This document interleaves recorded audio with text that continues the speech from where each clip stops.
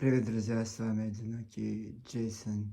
Сегодня я хочу наконец-то остановиться на так называемом народном артистском чтении Гусской СССР Раи Евлоевой Ахметовны. В некоторых источниках она фигурирует как Раиса Евлоева, но в официальном паспорте Клавдия Рая Ахметовна Евлоева. Родилась в 1945 году, 9 декабря, Целиноград, Казахстанская ССР. 30 января 2015 года она, к сожалению, скончалась в годы, наверное, ранее. Смотрите, слушайте внимательно. Советская и российская ингушская гармонистка, певица, композитор, хореограф, постановщик танцев, народная артистка Ингушетии 1996 года, заслуженная артистка Российской Федерации 2003 года. Вы видели, как правильно поставим? Сперва поставили, как положено, в 1996 году Народной артистской Ингушетии, а вот за заслуженную артистку 2003 года порядковый номер поставили. Но вот тут самое главное его, вот это народная артистская Ингушская серия вот отсутствует. Это в самом биографии это отсутствует. И вот нас хотят убедить, что вот она стала великой ингушской композиторшей, певицей, я не знаю, как она тут. А певица тоже, она же гармонистка, певица, композитор, хореограф, постановщик танцев. Вот такие дела.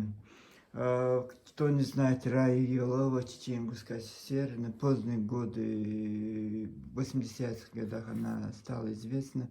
Единственный ролик, который в архиве Чечен-Ингушского телерадио, в котором у нас есть доступ, вот эта песня ее.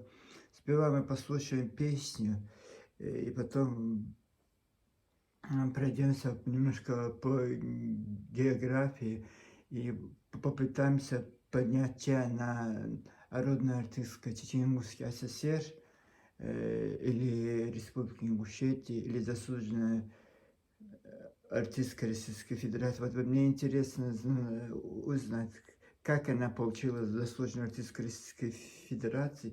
У меня вот единственный раз я в ступор пошел, потому что вот нету про него никакой биографии, есть вот такие громкие слова, что она только не делала, но нет вот этого хронологического порядка. Вот примерно сказать, вот Чечен-Ингушетия, она работает в Северной Осетии вот с такого-то года, а потом приехала в Грозный, вот с такого-то, или параллельно, нет вот этого порядка, очень много ошибок его вот это в Википедии биографии, и я просто вам зачитаю, но сперва послушаем ее песню.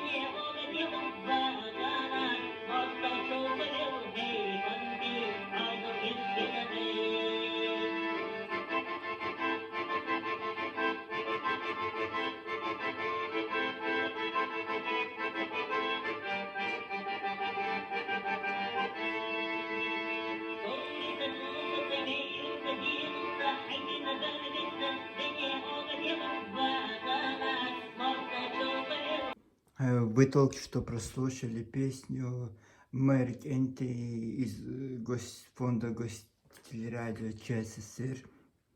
Это единственная песня, которую мы на данный момент знаем из той Чечени, бывшей Чеченской ССР. И просто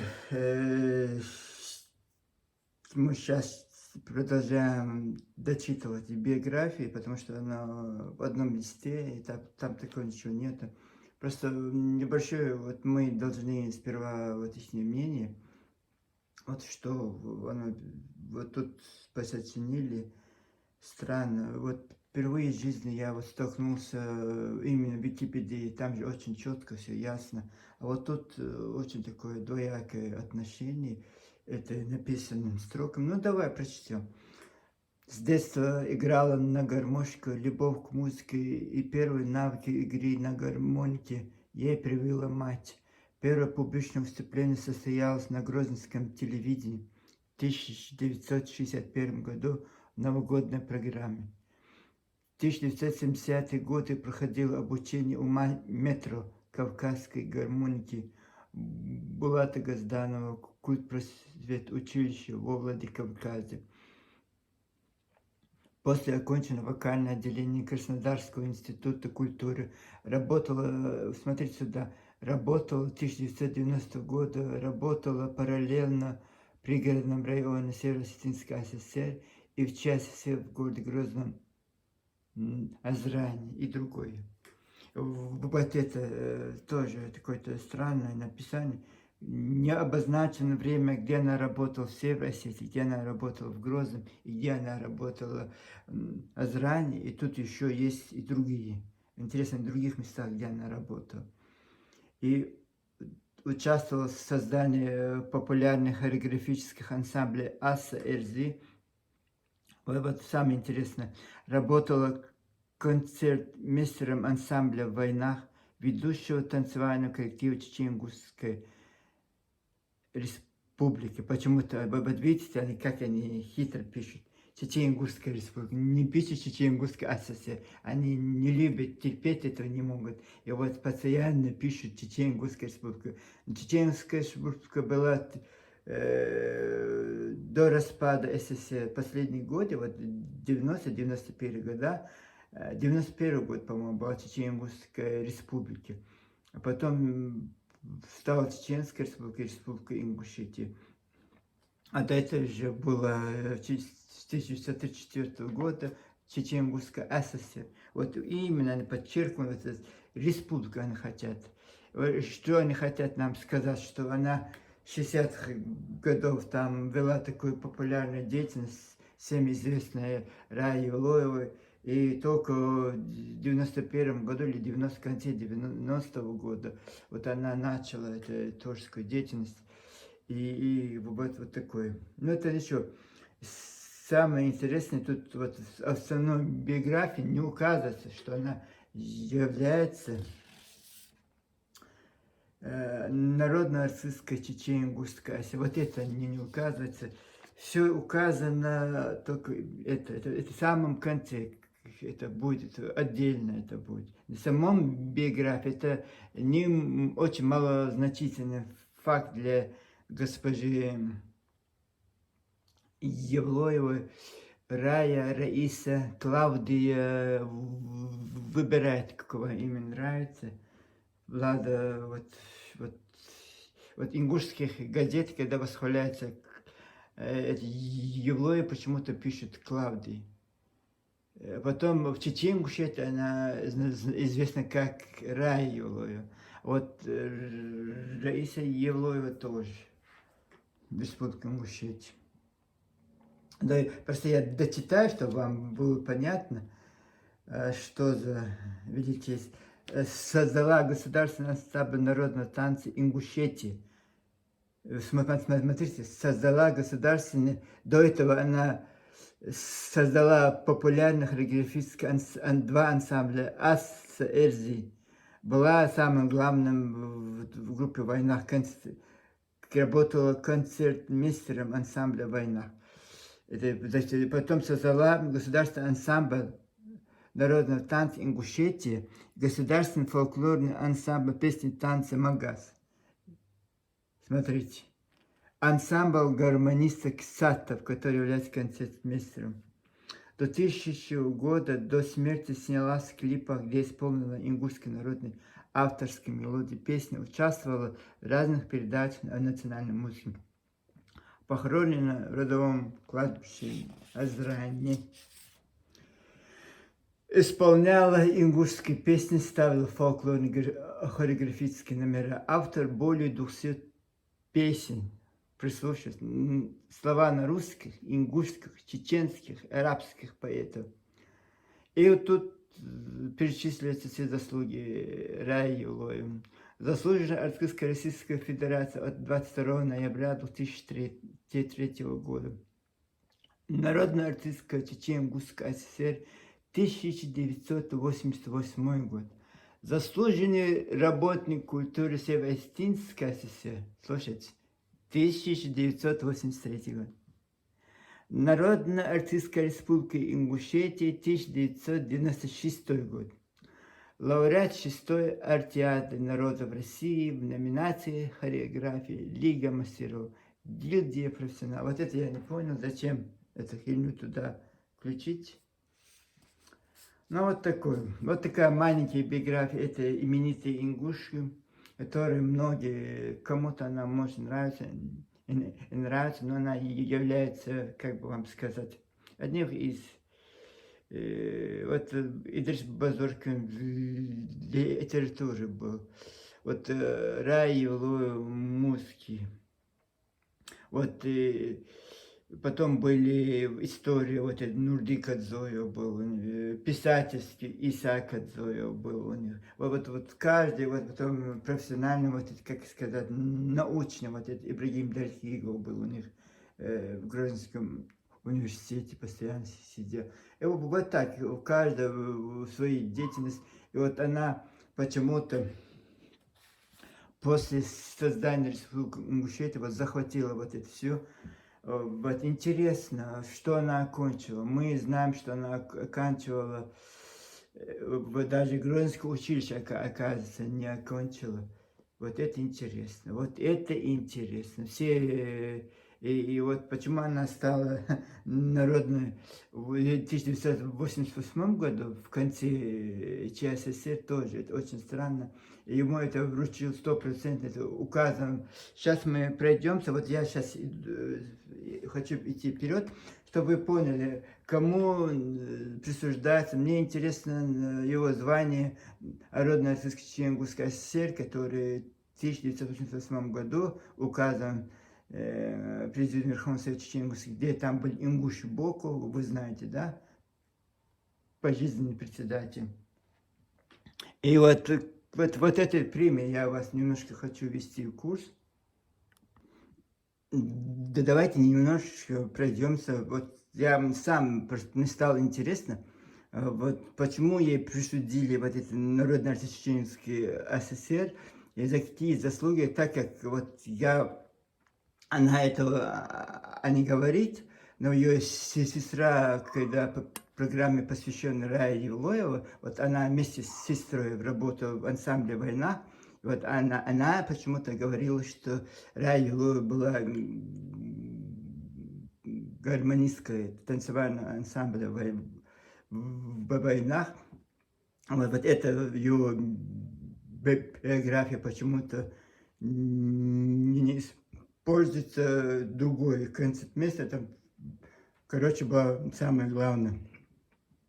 Что такое концертмейстер, тоже очень сложно. Там есть очень разные понятия исполнителя, оркестра, балета, кто такой. Я попытался разобраться в вот этой, кто такой концертмейстер, это очень сложно. Я думаю, скорее всего, когда нету дирижера, этот концертмейстер может заменить дирижера. Ну, самое главное, потому что получается, что самое главное, потому что вот именно концертмейстер вот это может, вот первый, вот он он начинает, вот, все, вот весь ансамбль строится на его композиции. Ну вот мне сложно представить, что и Рая Евлоя сидит вот в танцевальном ансамбле «Войнах», где разучивает чеченские танцы, и без нее ее гармошки там танец не может, там, не знаю, очень сложно. Вот это впервые я слышу, что такое было в ансамбле «Войнах», вот это.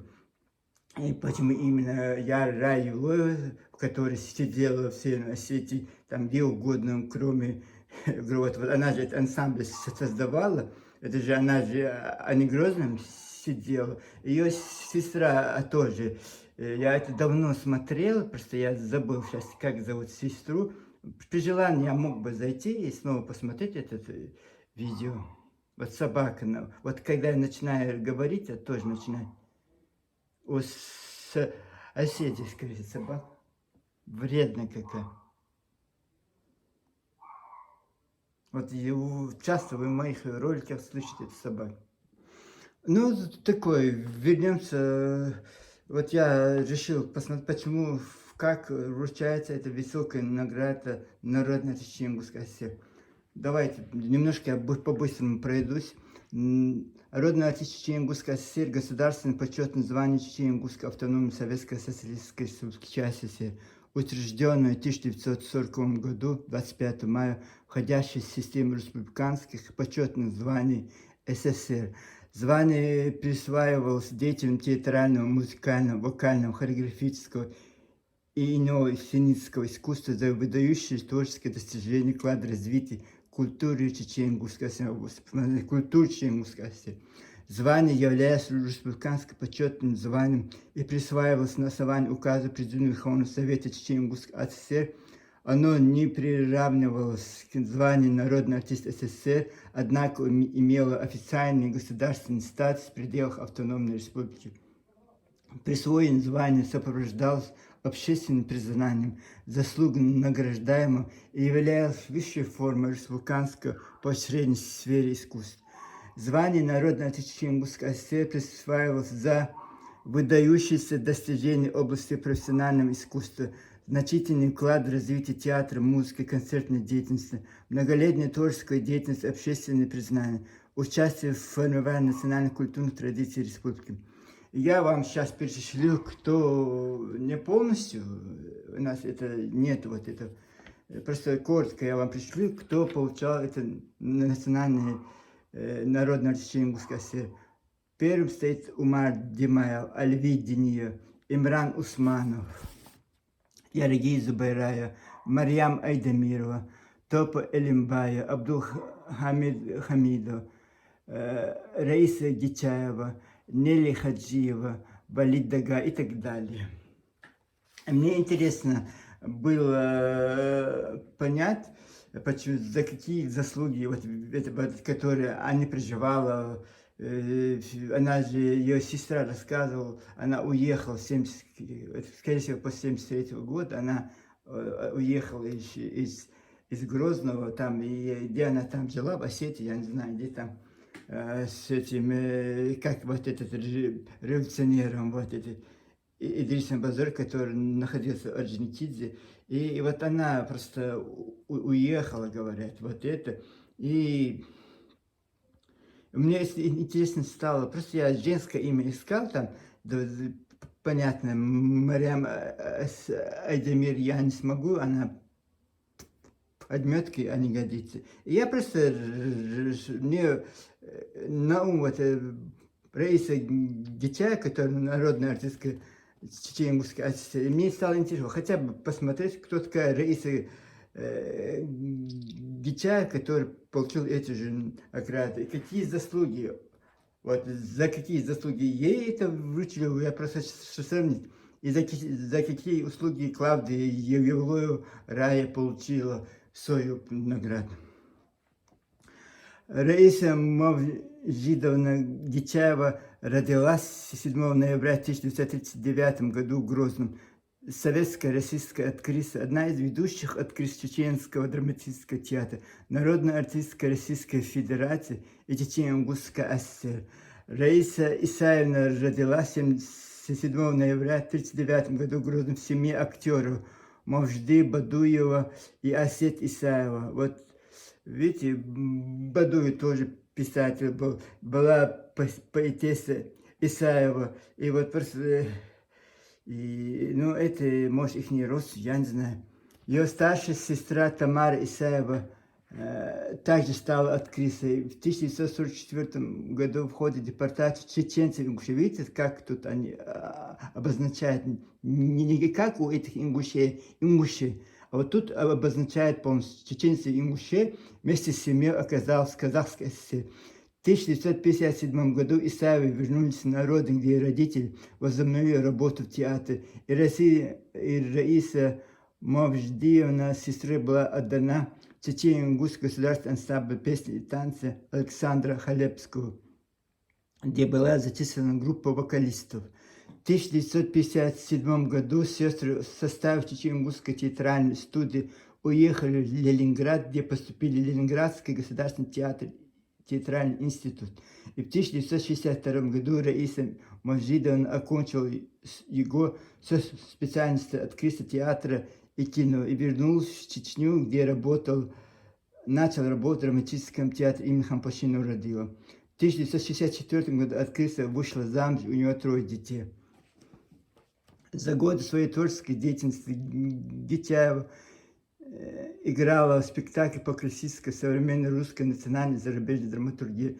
Наиболее популярность она добилась после спектакля «Божий Али», где сыграла мою роль, которую ранее выходила на сцену ее мать. После спектакля в народе ее стали называть именем этого персонажа. Ну, этот спектакль «Божий Али» знаете, да? Я вам просто сравнил, за какие заслуги Рая Евлоев, где ничего не написано, и за какие заслуги получила Раиса Гитяева. Я ее вспомнил, известная, именитая актриса драматического театра. И мало того, что еще она получила заслуженный артистка Российской Федерации за участие в многих российских фильмах. Самый фильм был Александра Сакурова 2007 года, не путайте, фильмом Александра Сакурова.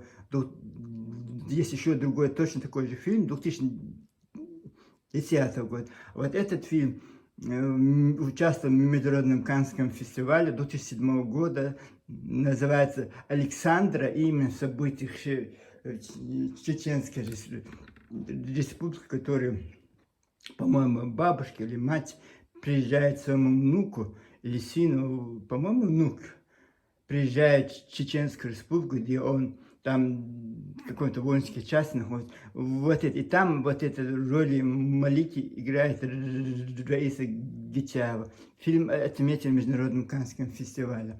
И вот это только один фильм. Есть еще фильм Алексея Учителя, тоже совместный болгар какой-то. Очень многих фильмах она художественных снималась. И вот все это расписано. Просто я не стал ведущей роль вот этой Алики. Я сам, к сожалению, этот фильм не видел. Сейчас я, скорее всего, посмотрю. Вот так это четко, ясно, понятно, что из артистической семьи, где, скорее всего, еще родственники, поэты, поэтессы, потому что фамилии очень известны в Чечено-Ингушской ССР, и там они даже не стали указывать, что их может быть дядя, может быть тетя, по материнской, по отцовской линии. И вот я просто поэтому вот такой небольшой экскурс провел. Понятно, за что получила Раиса Гитяева этот народная артистка Чечено-Ингушской ССР. Всю свою жизнь проработала в Грозном с 1957 года до своей до кончины. Вот она находилась там, и вот заслуги вот это открытие понятно. А вот за какие заслуги вот это непонятная Клавдия Евлоева получила Народной Российской Федерации, она принципиально вот тоже все это не знаю я, может, про вот Осетии, да, еще раньше, в 1983 году, заслуженный работник культуры Северо-Осетинской ССР получил. Вот это интересно. А заслуги Чечено-Ингушской ССР в конце, под конец, когда Ева Мальсага была в Министерстве культуры Чечено-Ингушской ССР, этот Хамхоев Ахмед был заместителем филармонии ЧССР. Многие ингуши были руководителями Чечено-Ингушского телевидения, радио. И вот это Боко Ингуш был председателем Президиума Верховного Совета Чечено-Ингушской ССР в 1988 году. Наконец-то признал. Вот, в 60-х годах она начала, это было, это, как это, гормон. И вот это.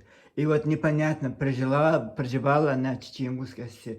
Что она сделала, вот это. Это вот так ингуши сами решили присвоить свои. И вот этот фильм, этот клип тоже не просто так снятый, потому что вот специально, чтобы заслуженный артист Чечено-Ингушской вот дать, вот одну песню пропела и все.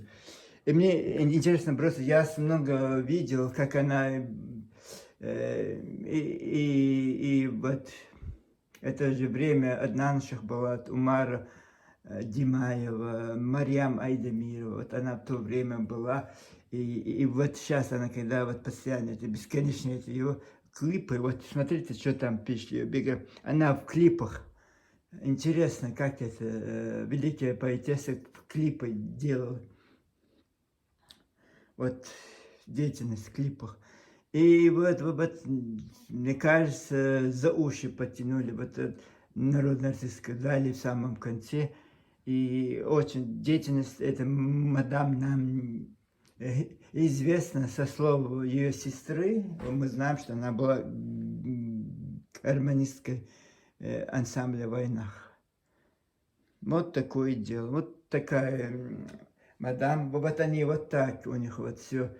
Одна крайность, другая. Вот я же до этого, который диктор рассказывал, Хава Абадиев тоже, на телевидении с ума посходил.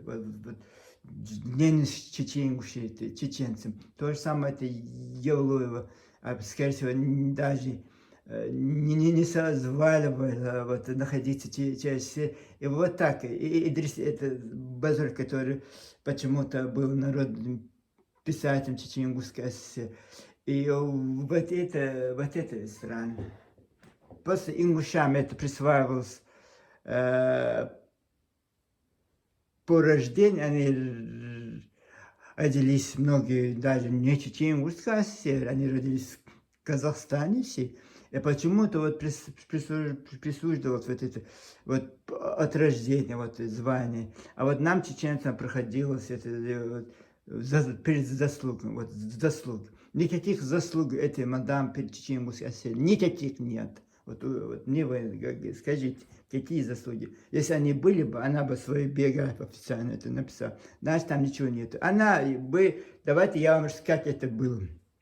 Она сидела в группе «Войнах», и ей тяготило, что она вот такая на потанцовках, молодая, вот видите, молодая красивая девушка, амбициозная девушка, у них же все эти девушки амбициозные были, что вот это Хава Абадиева, дикторша, что Марьям Ялхароева, учительница, и вот что это вечный агроном Бейбулат Богатырев, который всю свою жизнь в Министерстве сельского хозяйства сидел, вот они такие большие революционеры, и вот сейчас, когда создали Ингушетию, Чечено-Ингушетия никем не были. Вот сейчас все вот это все, но мы признаем эти заслуги, пусть перед Республикой Ингушетия нам не интересно бывает, всю свою жизнь прожила, и вот под конец... Я просто, человек умер, это у нас не принято говорить, вот еще там реальная составляющая, я просто про Хаву Абадиеву просто забыл, это моральную составляющую. Если человек порядочный, вот можем даже на слово поверить, от того, что вот на слово мы поверим, что вот такая она. И вот жители Азрана, расскажите про это, я Рая, мне пару человек рассказал, они... Я-то знаю Раю, я хочу попонтоваться. Я говорю, знаете, вот эта песня Мэри Кенти мне нравится очень. И вот они не знают, кто такая вот эта Мэри Кенти, кто это поет. Они не в курсе, что она народная артистка Ченгузской ССР, но они в курсе, что и Рай его хорошо там азрановские тропы протоптала. И, говорят, очень такой имеет. Но это не мое дело, это ваши мужчины. Это ваши жители Азранец расскажет, кто на Московской улице, где она жил, вот расскажите. Я этой информации не искала, вот что значит общаться с ингушами. Ну, вот такой. И вот знаете, за счет чеченцев, все за счет нас. Все за счет нас, и вот великие дела. И вот это, вот я вам подчеркивал, вот этот, понятно, вот это коллектива на 4-5 коллективов музыкальных создала, получается. И вот последние два республики Ингушетия и Магаз, вот этот бывший министр культуры Чечен-Ингушской ССР, тоже вот этот из Войнаха Дикал, солист ансамбля Войнах Дикал Музыкаев, бывший министр Чеченской республики. И вот он, когда во Второй Чеченской войне находился в городе Азрани, у него, говорят, жена ингушка. И вот она с Раей Евлоевой, вот это, на основе чеченских этих танцев, на основе вот это, человек думает, помогает там, вот это только сейчас мы знаем, что они прикидываются нам, братья, что они ненавидят нас. Мы тогда, они знали, я уверяю, даже они утверждают, что 30 тысяч чеченских беженцев, это ваши ингуши из пригорода города Грозного, но там, конечно, там пару десяток тысяч чеченских будет, пару десяток, не больше, 120 тысяч ваших из Грозного, которые были беженцы, но это все ваши беженцы. Еще вы, чтобы деньги рвать, там приплюсовали Хорошенко, вот даже ваш глава вот этот Ингушетии возмущался по телевидению, что у вас огромные приписки идут, чтобы деньги с федерального центра, это же миллиардами вы вот приписывали чеченцам. Вот их кормили Красный Крест, супом варили там палаточные лагеря. В фильмах, вот репортажи по телевидению, мы видели, но да, более чистые, порядочные люди, которые себя приводили. Но вот я находился заранее, после этой первой чеченской войны, можно сказать, и молодой парень, и ни один человек, вот, я у вас на Зране спал на улице, если вы такие были гостеприимные, вот приняли 300 тысяч чеченских беженцев, не ингушских пригородов, не ингушей из Грозного района, с Гудермеса, а именно чеченских беженцев. А почему у вас вот, во всем этом городе не хватило вот одного человека, вы не смогли прийти по войнахски, по кавказски гостеприимство свое показать. А вот это мой личный пример, где я с другим парнем, мы ехали в Ростов, и почему-то сели злополучную маршрутку Грозный Азрань, и потом думали, там возьмем такси, Северная Осетия поедем, там сядем на поезд и поедем в Ростов. И вот мы-то и знали, что у вас нет сообщений. Вот это. И, короче, пришлось ночевать заранее. И вот гостеприимство на улице остановки я сидел, вот что, я собрался ночевать. Но мой сосед был, я-то такой скромный. Он говорит, давай мы, это же война, это же... Мы же один народ, у нас в Чечне, в любом селе, любом, вот ты скажешь, где тебя некто идти, и сразу, без разговора тебя пускают. А вот на Зране, они все врали, представляете, смотрят на нас, вот женщины, вот все постоянно почему-то выходили женщины. Никогда вот дождь всегда выходит у них женщина, и она смеется, говорит, хэши бут хатолч, хэши бут. И вот матеря, у кого точно такие же сыновья, как мы, нам по 19 лет, я не знаю, сколько было. И вот позор, это позор. И даже пожалеть, хотя бы чай попить. Представляете, с другой республики приехали люди, даже в голову не приходит даже чай, хотя давайте ваха, вы, наверное, устали, вот хотя бы, если здесь нету вот это, хотя бы чай, ну там, вы знаете, Назрань был колхоз, это сейчас Назрань город, в гостинице ничего там не было, и куда ты пойдешь, или ты должен на улице спать, так как мы чеченцы, вот почему-то подумать, что ингуши тоже точно такие же, как мы, но оказывается нет. Это и не мое утверждение, просто я вам сколько раз рассказывал, сюда с фотографией я вам показываю, вы не верите, что это неправда, это правда, очень большая правда. Даже эти люди, которые нас потом, когда послали вас всех, там ночью, 12 часов мы потерялись, этим Назрань, куда-то пошли, обратно мы же не можем идти. И вот какой-то человек шел с работы, я не знаю откуда, или в гостях он был. Ему этот, я-то не, мой со мной, который был чеченец, молодой парень, он послал ему шею, я, ни одного мужика у вас нет, ничего нет у вас, вы все вот такие. И этот человек оцепенел сперва, остановился и говорит, почему вы так говорите про нас? И он говорит, мы два чеченца, просто даже ваше гостеприимство он рассказал. Представляешь, он говорит, хабыл, и в школу, вот, какую-то школу, будка там была. Я вообще я потом думаю, лучше он молчал бы. На улице поспали бы, ничего страшного, там же, это же Назрань же, а не тайга, Волков там, наверное, не ходит, думаю я. Но я такой скромный, а это мой разозлился на этих имущих. И он привел себя, где будка, представляете, беженец Северной Осетии, в школе какой-то вагончик. У него там жену я не видел, дочь, сын, молодая девушка и сын. Куда-то их пришлось 11 часов вечера, их куда-то, там же не было места, если мы вдвоем.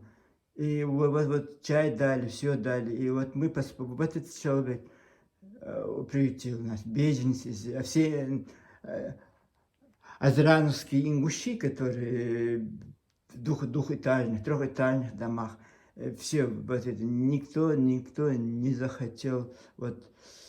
Просто потом, конечно, я бы ему сказал, давай прекрати, это же унижение ходить по дворам, как это, просить милостыню. Вот получалось так. Но он говорит, просто я хочу хотя бы есть один. Он говорит, смотри, эти женщины лгут. Как это можно, женщина, мать лгать? Сразу, когда видит чужого ребенка, моя мать всегда, даже в фильмах она видит, и она же тоже сыновья, и вот она жалела даже русских солдат. И как вот эти наши ингуши, вот тогда я это понял. Я потом, когда приехал с Ростова в Украину своим родственникам, я это рассказал, честное слово, ни один человек не поверил, это не может такого быть. Я говорю, может, это было. И вот даже я рассказ написал, к сожалению, рассказ пропал. И вот было это во время Второй Чеченской войны, рассказ мой пропал, конечно. Ну вот такое, честно, это вот так это прикидывается вот эти людьми, порядочными людьми, братьями. И вот какая между нами пропасть. Вот я помню свою мать, когда я был ребенком, у нас самая многодетная семья, 10 детей у нас, 11 семей, у нас было 11 детей. И вот какая-то бригада, которые дети аличи, вот этот сливы, вот они собирали и сдавали вот этот контор, как называется, мешками собирать, которые дикие, и за годкан тоже сдавали это все. И вот они из села Автури, по-моему, Челнинского района, они, а там как было раньше, не как сейчас, взял такси, поехал, а там был маршрутный автобус, город Шале, Шале они должны были, село Шале, а потом Шале Автури рядом. И так получилось, что они, видно, уже автобус ушел, и вот они вот спустились, и наша улица была первая улица, они по этой улице шли, и моя мать увидела, что они идут. Они даже просто шли по улице, наверное, стеснялись, говорит, ну там был человек, женщин, 7-8 женщин их было. И они стеснялись, наверное, и у нас же был огромный дом, и вот почему-то они шли к нам. И моя мать вышла, говорит, привела их домой без разговора. У нас было очень много этих матрасов, я помню, для чего-то гость кто-то придет. И сразу поместила все, и все кушаю, все, даже не спросила. Вот они вот так у нас это. А вот Ингушетия это совсем другое. Это надо унижаться, это еще ничего. Мы там-то не хотели ходить по этим улицам, как бы мылись, просить, пожалуйста, можно у вас переночевать. Просто нам было стыдно, потому что мы сидели в этом стеклянном автобусной остановке возле автостанции или ЖЖ вокзала. Я не помню, где-то вот там был. И там эти девушки приходят, пальцем на нас показывают, смеются, мимо проходят молодые парни, все делают вид, вот, как будто бы нас не замечают, двух парней, молодых, с сумками. Сразу видно, что они не местные, откуда приехали, куда-то едут. И все вот делали вид, что нас, вот эти парни мимо проходили. А сейчас, да, русские, если бы в автобус на остановке у вас Назрань находился бы, да, вы вот эти русские уже показываете, вот для галочки, да, для русских, вот для чеченцев у вас нет. Нет, это, господин, не было. Это у нас все. Это наше вот это достояние, наше музыкальное. Вот чему я хочу такой разговор веду, потому что это не было всеобщее. Ингуши заняты были своим устроем своих личных интересов, своих личных материальных ценностей, вот работы, вот такое было. А все наши чеченцы были композитором, поэтом, писателем. Вот они все, один у них этот Идрис Базоркин, и один Хамхоев, все, им было достаточно. А сейчас, за прошедшее время, все великие, вот и Рая Хамон, национальный герой Ингушетии, Рая Евлоева, национальный героини Ингушетии, диктора Хаба Абадиева. Вот так это у них великие ингуши. Я не знаю, если честно.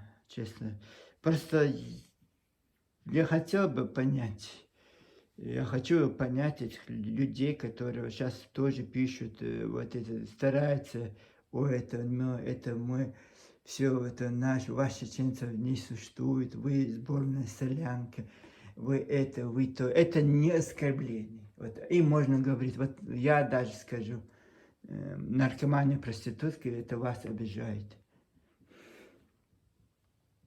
Я имею в виду вот этих людей, у которых бегают у вас в дырках в штанах. Я про них имею в виду. Но вот такое желание сидеть тут, про вас, о вашем Ингуши рассказывать, у меня нет никакого желания. Но вот такое, вот это, куда ни смотри, вот такие вы. Вот такие ваши достижения. Никаких достижений через все. Непонятно, она жила там, не жила. Что она там сделала, какую музыку сочинила, где она там станцевала. Или какой-то, вот это, какие заслуги у этой мадам перед Чеченгурской Осетией. Вот это я не пойму. Вот она взяла одну песенку, спела модную, и все. И указом Ингуша Бокова, председатель Верховного Совета Чеченгурской Осетии, она стала народной артисткой. Не в 60-м году, когда она начала трудовую деятельность в Чеченгурии, не в 70-м году, не в 80-м году, а в конце 88-го года, когда они вообще оборзели все товарищи эти, начали свои съезды проводить в Грозном. Вот тогда, да, решили под конец. И пластинки, это 1980, запомните эти года, 87-88 году. Вот тогда они эти пластинки издавали. Это ингушская музыка, которой до этого не было. Все, вот это под конец ЧССР.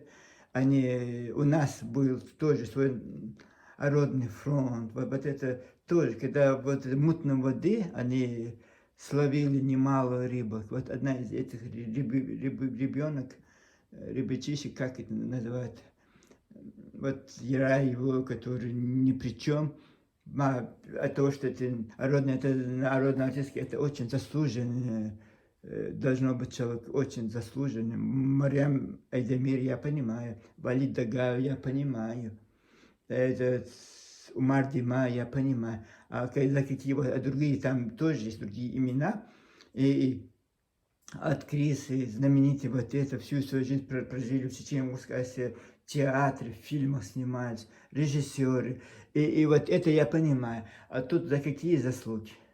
Она была, не была концертмейстером. Вот как это интересно. И за это заслуги, вот деятельность Чеченской Ассии, вот она концертмейстером ансамбля «Война». Но вряд ли за это ей выдали это высокую награду. Вот просто выписали. Я в Марсагову выписала. Тоже, она же такая, они же комсомольцы такие, рьяные революционерки, что Афабада были. Они сразу видят вот такие. Вот сейчас то же самое. Вот это Танзила Заур такая рвется бой. Это Танзила Чабиева, Угунья. И вот никаких принципов, не, вот как вот этой мадам, как у этой Абадиева. То же самое. Вот Раевлой.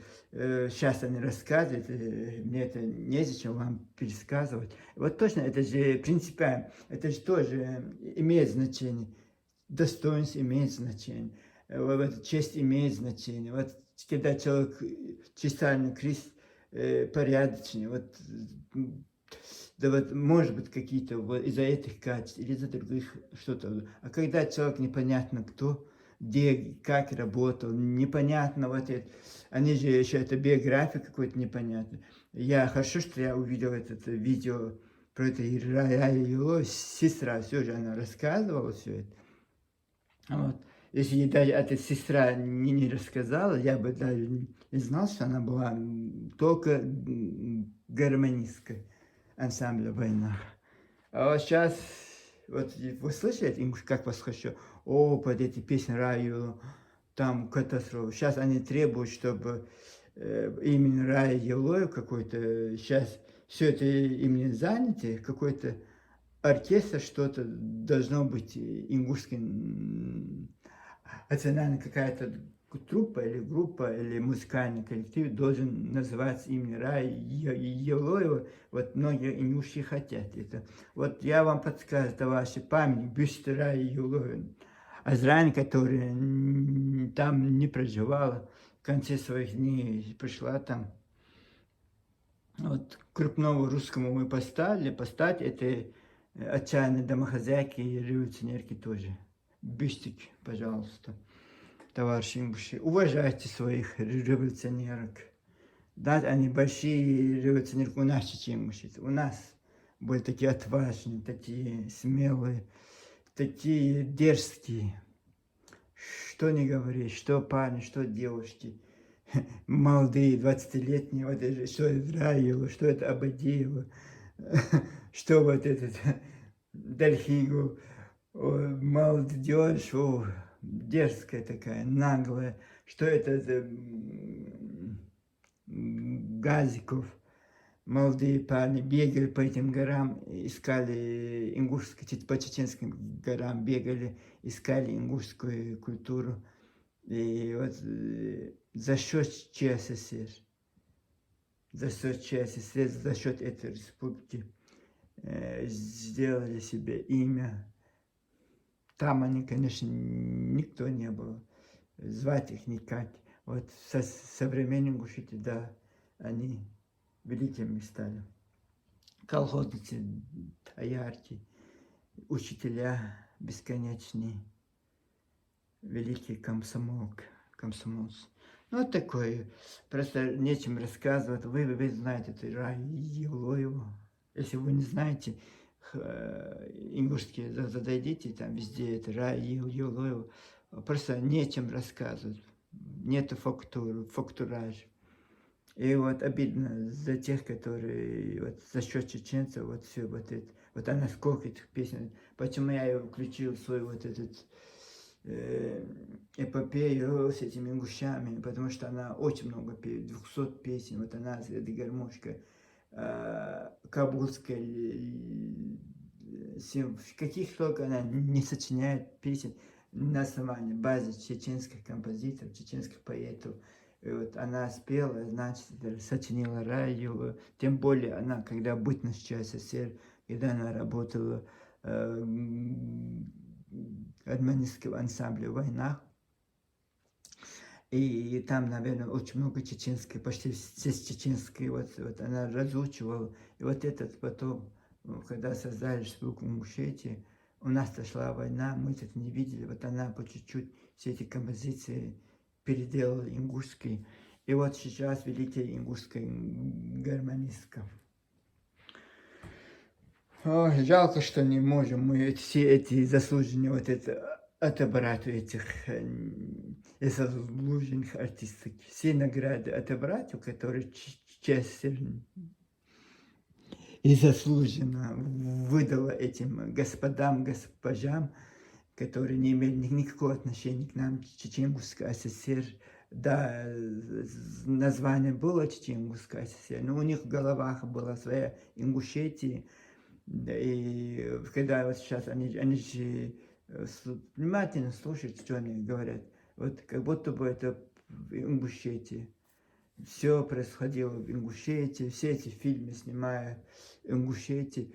Ну, вот это так это у них. Вот я не знаю, и мог бы я, родившийся СССР, РСФСР, ЧССР, говорить, что я родился в Чеченской республике. Нет, я родился в Советском Союзе, Российской Федеративной РСФСР, а потом ЧССР. Вот такое у меня вот это. Я же не могу утверждать, что я в Чеченской республике родился. Вот у них это наоборот. То, что было до этого, потому что это было связано с чеченцами, у них отсутствует. Они сейчас вот принципиально. Если там была Ингушская, Чеченская ССР, тогда да, мы бы захлеб, мы бы без остановки рассказывали, какие подвиги ингуши совершали, ингуши Чеченской ССР. Но так как они пришли к нам, не мы к ним, а они к нам, республика называлась Чечен-Ингушская ССР, они слово чеченцы, что теперь стоит, вот это у них, вот они принципиально отказывают про это говорить. И все, что в 2000-е годы, до этого в 90-е годы не были, 80-е годы, 1980-е, 1970-е годы не были, 1960-е годы не было, 1950-е годы не было. У них провал памяти, все это отсутствует. Вот да, все Республика Ингушетия, все, что сотворило, вот все, вот 30 лет.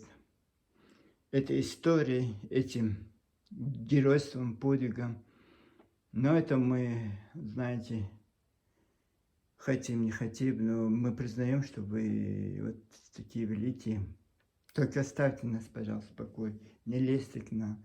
Не аппетиты растут у вас каждым днем. Не знаю я. Эти-то умерли, они-то ушли на иной мир. Вот подрастающее поколение никаких надежд, радости не вселяет. Наверное, вот так и будем сидеть, друг друга обвинять. Я-то никого не обвиняю, я просто рассказываю. Какое-то у меня непонятное, я хочу просто понять. Вот поэтому я вот сижу и разговариваю с вами каждый день. И вот правило, кто она, хочу понять, но я не понял. Товарищам, что вы расскажите, вы же любите придумывать эти сказки. Это фантастика ваша. Напишите в комментариях, кто она такая. Объясните мне, чеченцы, который родился в ЧССР, который до этого про нее не слышал, только одна песня вот это в чечен-ингушском телевидении, еще вот этот Руслан Арубиев с Бековым, еще там 2 пианиста, и все, раз обчелся, вся эта великая культура. И сейчас задним числом, оказывается, мы, чеченцы, бегали по вашим селам, вас все это записывали, чтобы сделать культурное наследие ЧССР. Вот так дамушки некоторые пишут. Но некоторые молодые люди или пожилые желтомени не могут понять, почему чеченцы состоялись, а они вот никак не могут состояться. Хотя они после депортации с нами прожили ровно 3-4 года. Вот сейчас 3-4 года, в этом году, мае или июне, по-моему, июне исполнилось 3-4 года создания Республики Ингушетии. Вот все заслуги оттуда. Сейчас. Пока-пока, с вами был одинокий Джейсон, мира добра всем вам. Я просто, вы видите, да, у меня нет этого настроя что-то про них говорить. Лучше бы, наверное, рассказывать что-то интересное, что-то значимое в нашей жизни. Но вот эти, они ушли, мир иной, тоже, они красиво что-то говорить. И вот, ну как ты поймешь, если вот они это все написали, они это все сочиняли, они все это напридумывали, это они все украли у нас, у чеченцев. И вот на этом эти сумасшедшие теперешние комсомолки, комсомольцы бегают, и пена во рту, убежденно нам хотят доказать, что вы никто, у вас ничего не было, это мы, ингуши, были великими. Да, обкомских кабинетах, да, вы были, протерли пылинки там, везде там. Да, вы были молодцы, конечно, вот. За счет рубля, насчет рубля, насчет личной выгоды, насчет предательства, да, мы признаем ваши заслуги перед этими русскими. Будь на счастье. Хорошо, что я родился в это время, и я могу сидеть и утверждать это.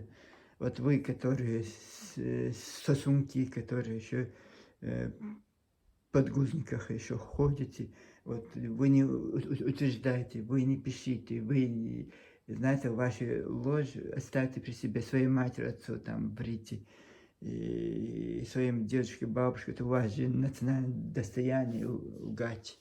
Вот эта женщина, которую я, честно, самый кошмарный сон в моей жизни, я пережил 2 чеченские войны, смерть своей матери, отца, все я пережил. Ну, вот это для меня, это я очень много трагических событий в моей жизни было. Вот этот какой-то самый тяжелый осадок оставил меня этот город Азран, где я вам рассказывал в школе.